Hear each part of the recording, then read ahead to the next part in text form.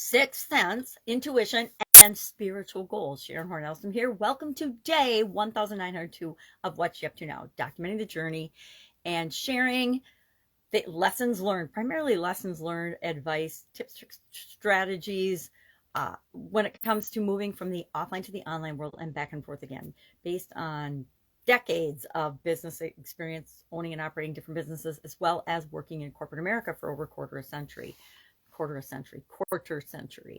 So today I have bunnies on my face because it happens to be Easter Sunday. At least we're observing Easter Sunday here in the United States, depending on what your beliefs are and what your family traditions are.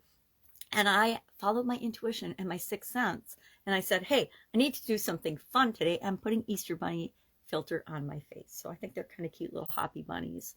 And they kind of match my shirt and my necklace. Got this necklace from my niece and nephew and their kids, which would be my niece and nephew, however that works, when they were in Belize. They were there for a wedding and we were visiting in Texas. And they brought me back this beautiful necklace and I'm most appreciative. So today in our Get Your Goals Annual Challenge, day 99 today already, we're focusing this month on our spiritual well-being, our spiritual health, specifically with respect to our goals. How are we going to set goals and objectives to make sure that we're moving toward the spiritual health and well-being that we want in our life? Breaking down our life using a 9-part life framework that I've used for since 2021, actually. Prior to that, I used a 7-part life framework that I learned from Jim Rohn and Tony Robbins and I don't know, other gurus that I mushed together. And it was physical, mental, emotional, spiritual, financial, relationships, and contribution. And then after the crazy pandemic here that we all experienced simultaneously, I decided to add communication and confidence because I think those are 2 core areas that I personally want to be working on every year because they support and are foundational to all the other areas and aspects of my life, right? Being a better communicator, having more confidence positively impacts everything else in my life, my relationships, my physical well-being, my spiritual well-being, and well-being in every area and aspect of our lives. Oh, I forgot financial as well.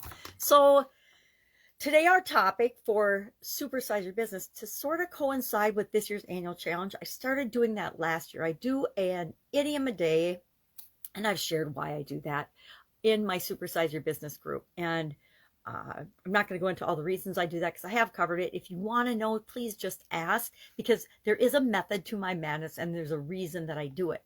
But last year, to make life a little simpler for me and easier and more streamlined, I decided that instead of picking random idioms and sharing what they mean, where they come from, and how you might use them to grow and build and supersize your business, I started to pick an idiom that went with the day's topic for the annual challenge. And I think it worked out pretty well. We're still covering different idioms.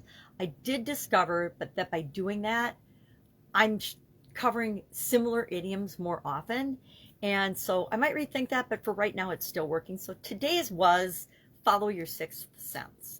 You know, what the heck's your sixth sense? We talked about our sixth sense. We talked about all of our senses because I found a cool thing online about our senses in business and how we need to apply them. And it was just kind of a witty, fun thing. I'll share it again. It's an eye for opportunity, a nose for nonsense, a taste for planning, selective hearing, and a touch of paranoia, which I think is interesting. And then the sixth sense, of course, is common sense. And I think of it as my intuition, my soul, that little tiny voice in my head, because they've scientifically proven that our brain can function a lot faster on an unconscious, subconscious level, and obviously we know that, than a conscious level. And so we get those little messages from our subconscious after it's processed information that it's got and pulled in from different areas that we're not even consciously aware of. Why? Because our conscious mind has only a small amount of processing capability. So if we had to be consciously aware of everything that our brain has to do, just with respect to our body functioning, like breathing, blinking, swallowing, etc., our brain, our conscious mind would be overwhelmed and we wouldn't be able to think or do anything. So all of that's handled by our subconscious, including capturing all the information from all of our senses. So I think it's a fascinating topic. It was made popular by a French philosopher in the 1800s, which means it's been around a long time. This isn't like new, and there's actually scientific evidence to support that we do have this sixth sense and intuition. And people have it to a lesser or greater degree, just like all of our other senses, depending on whether you choose to enhance those senses in yourself or not. I, for example, have diminished vision, so I have got enhanced hearing. My hearing is much better and is continuing to get better. Most people, as we get older, our hearing gets worse. Mine is actually getting better because it's making up for my reduced vision. So we can do the same thing with our intuition. And I actually shared in the challenge today different ways to use our intuition to help us achieve our spiritual goals and objectives.